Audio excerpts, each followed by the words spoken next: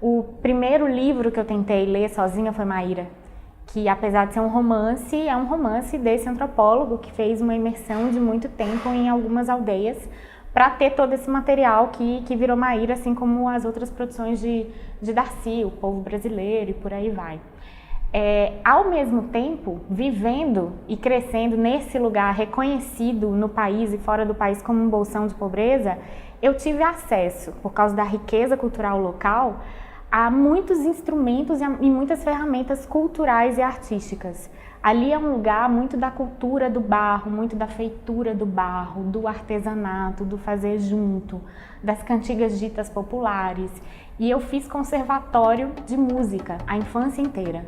E fazendo esse conservatório de música e trocando com esses mestres locais, a gente sempre também falava sobre antropologia, porque sempre chegava alguém de fora ou alguém do próprio local estava estudando. Então, para mim, foi esse encontro com a antropologia um pouco meu caminho de autoconhecimento e de reconhecimento, assim, que tem a ver com uma matriz indígena de minha avó materna e que tem a ver com esse lugar onde eu cresci e com essas referências culturais muito fortes que sempre me fizeram questionar e tentar entender um pouco da riqueza daquela cultura e como é que eu poderia, sendo dali, contar essa história com um olhar propositivo, com um olhar de encantamento não só poético, mas esse encantamento enquanto ferramenta de autoconhecimento, de autoestima e de empoderamento daquele povo.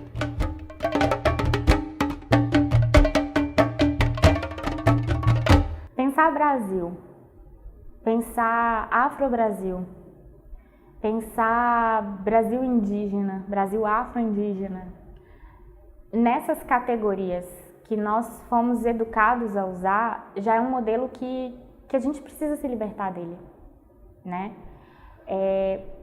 Costumo dizer muito assim, ó, quem resolveu, quem recebeu e acolheu o poder de chamar algo de uma manifestação cultural popular. E qual que é o impacto da gente continuar replicando isso? Da gente continuar replicando que uma congada é uma festa popular. Ou a gente continuar replicando que algumas linguagens são periféricas. Ou que algumas linguagens artísticas são naif.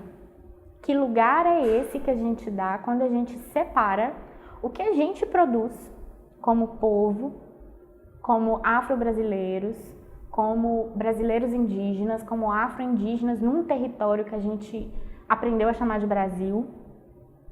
Por que a gente ainda aceita e replica esses lugares?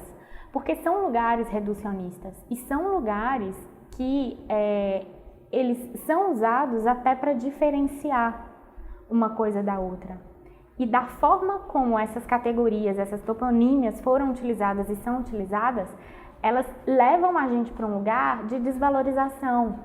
Então, nós estávamos numa congada, numa festa popular. Nós não estávamos num teatro, num equipamento, vendo uma apresentação erudita. Né? Por que a gente continua diferenciando isso?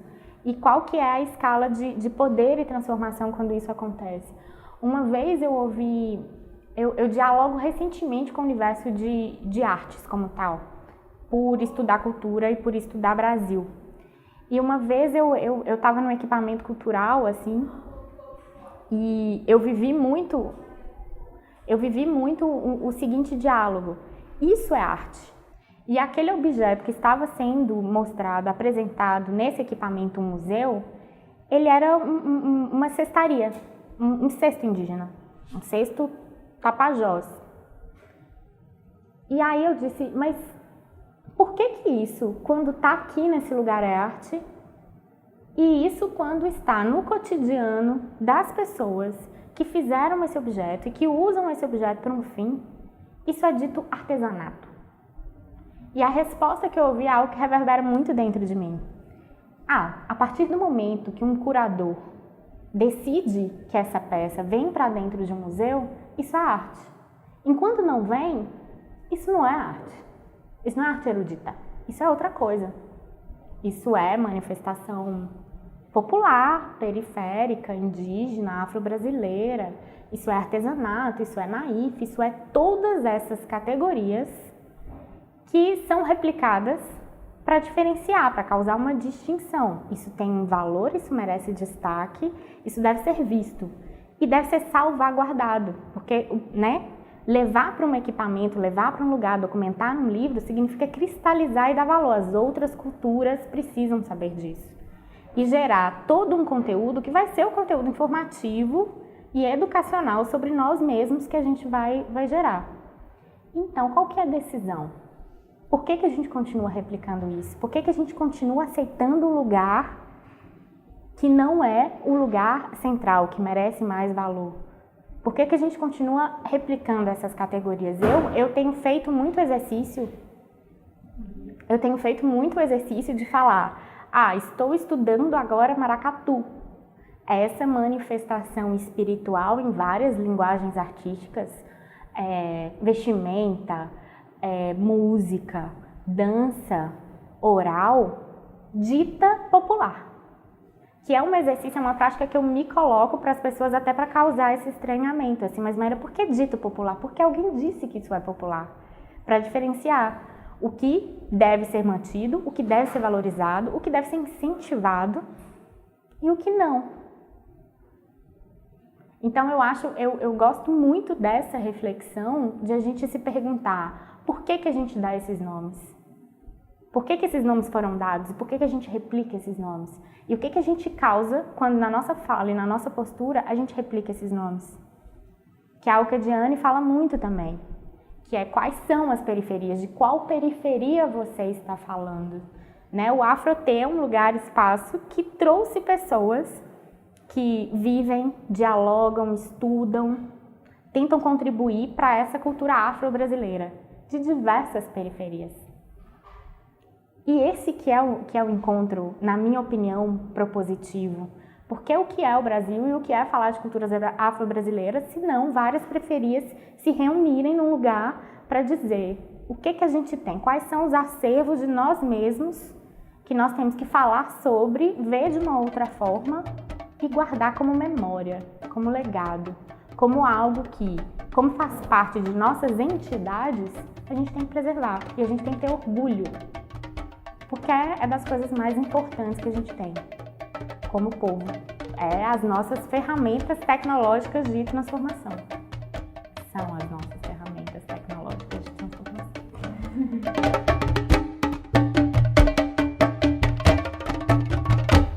Não há nada mais contemporâneo que a tradição. Isso é algo que eu acredito muito e é algo que tem aparecido muito nos encontros onde eu estou. Eu estava conversando há pouco com uma francesa que estava aqui no Afro-T e ela me perguntou por que você acha que estão acontecendo mais, por que você acha que os afro-brasileiros ou os indígenas ou os afro-indígenas no Brasil estão se manifestando mais, estão fazendo mais coisas num contexto rural ou urbano, mais encontros, né, mais pontos culturais num contexto rural talvez, e mais lugares como afrotranscendentes em cidades como São Paulo. E aí a minha resposta foi, eu não acho que exatamente nós estamos fazendo mais. Nós, enquanto todos nós que vivenciamos e estamos nos lugares das nossas culturas ditas tradicionais. Eu acho que de repente o mundo precisa ouvir mais tudo isso que a gente sempre fez. Porque se a gente for pensar nas grandes questões que nós temos hoje, enquanto sociedade que viveu todos esses movimentos eurocentristas, urbana, pós-moderna, complexa e por aí vai, quais são as nossas grandes questões hoje? As nossas grandes questões não são mais criar novas ferramentas, ter acesso a, conseguir encontrar o outro. Não diz respeito ao que a gente aprendeu a chamar de inovação, criar novas coisas. Diz respeito a se conectar com algo que é muito nosso, que é intrínseco e que a gente, por ter inovado tanto, se desconectou. Então, quais são as grandes questões que a gente vê hoje? Questões de representatividade de gênero, de como lidar com a alimentação, de como entender o corpo, de como pensar arte de uma forma que seja representativa do indivíduo. E onde é que estão essas respostas? Nos povos, nas culturas, nas linguagens e nos lugares que cuidaram disso o tempo inteiro e que a gente resolveu chamar de tradição.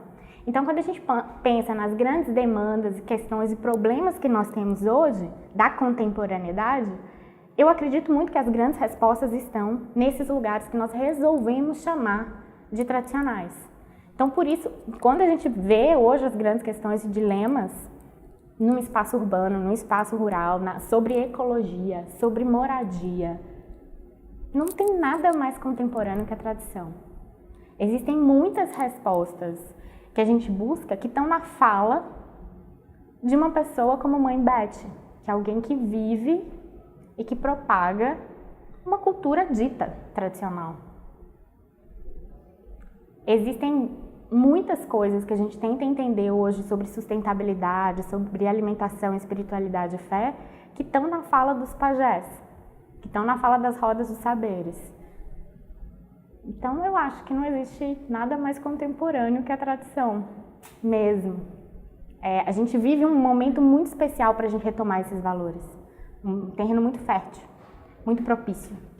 Porque o mundo busca respostas que se encontram nesses lugares com essas pessoas, nessa sabedoria ancestral, na voz e na vivência de mestres da cultura, e não em mestres que têm um mestrado, um PhD, um doutorado. Qual é a ciência, qual que é o saber que hoje mais vale? Não é esse saber exatamente científico acadêmico.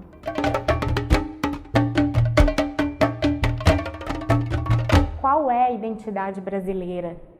Ou, se a gente tentar ainda fazer recortes, qual que é a identidade indígena brasileira? Qual que é a identidade afro-brasileira? E a gente fica tentando muito recuperar nessa noção de identidade, de signos, de símbolos, de sinais, de linguagem, o que somos. A gente fica tentando replicar a história da história, da sociologia e da antropologia brasileira fica o tempo inteiro navegando nessa grande questão. E tem um lugar recente que eu acho muito interessante, que é essa proposição de Isa, que ela diz que o Brasil ele não tem uma identidade. O Brasil tem entidades. E isso é muito importante para a gente deslocar a forma como a gente se vê, como a gente vê todas as nossas matrizes. Porque enquanto a gente está buscando uma identidade, a gente busca um retrato do que é esse país. E a gente tenta ter esse mínimo denominador comum que explique. Entretanto, os principais legados de nossos povos e nossos povos tradicionais, né, nossos povos afro-brasileiros, nossos povos indígenas, os ameríndios e toda a diáspora das culturas negras também que dialogam com o Brasil, elas não são materiais pela forma como a história aconteceu, elas são imateriais. No nosso jeito de se expressar, de se comunicar com o outro, nessa tecnologia do corpo, que é algo que foi muito dito aqui no Afrotranscendente nos últimos dias, é onde se encontra esse principal legado nosso, é onde se encontram as nossas entidades. Essas entidades que têm um jeito próprio cada uma de se manifestar e que no encontro delas é que acontece algo que em dado momento a gente resolveu chamar de Brasil. E quando a gente entende que são essas entidades, o grande valor que a gente tem, e a gente faz essa tradução para cultura, para entender quais são os nossos acervos, o que tem que ir para os nossos equipamentos culturais, o que a gente tem que salvaguardar, quais são os povos e culturas que a gente tem que cuidar, o que artisticamente a gente tem de material para criar outros projetos, para fazer outras propostas, a gente começa a dar valor a outras coisas que a gente não dava. Aí aparece, por exemplo, a cultura do terreiro como algo... Qual é a identidade dos terreiros no Brasil? Não sei. Qual é a identidade das aldeias indígenas guaranis, né? Para falar de uma etnia. Não sei, mas quais são as entidades que aparecem? Quando a gente tem esse olhar de entidade, a gente consegue ver o corpo, a gente consegue ver a música, a gente consegue ver os olhares, a gente consegue ver a energia. E é isso que o Brasil tem. Todas essas entidades que são muito fortes, que enquanto a gente tenta ver só em retrato, a gente tenta replicar formatos como outros povos se viram, se resguardaram e contam a sua história.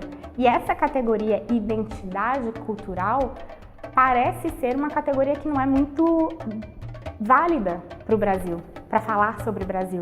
Porque quando a gente vê entidades, a gente consegue entender e registrar esses movimentos, que são o nosso principal legado.